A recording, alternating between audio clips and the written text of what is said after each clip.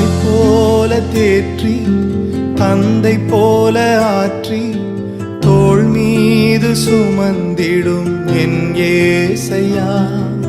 தாய் போல தேற்றி தந்தை போல ஆற்றி தோள் மீது சுமந்திடும் என் ஏசையா. உம்மை போல புரிந்து கொள்ள யாரும் இல்லையே, உம்மை போல